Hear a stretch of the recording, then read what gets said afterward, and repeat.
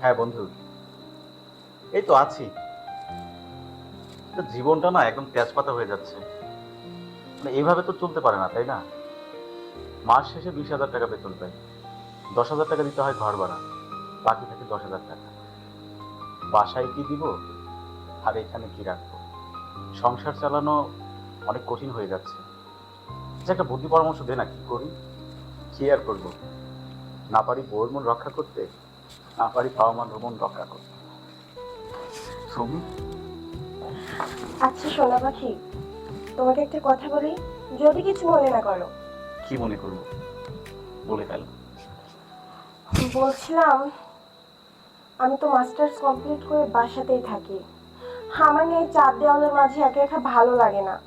তুমি সারাদিন অফিসে থাকো, আর সব থেকে বড় কথা হচ্ছে, তুমি মাস শেষে যে বেতন পাও তা দিয়ে সংসার চালানো তোমার পক্ষে খুব কষ্ট হয়। আমি তো বুঝি, আমি তো তোমার ঘরের বউ।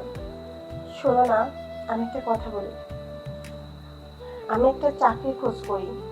যদি হয়ে যায়, আমার কথা, আমি যদি মাসে 10,000 টাকাও ইনকাম করতে পারি, সেটাও তোমার জন্য লাভ হবে।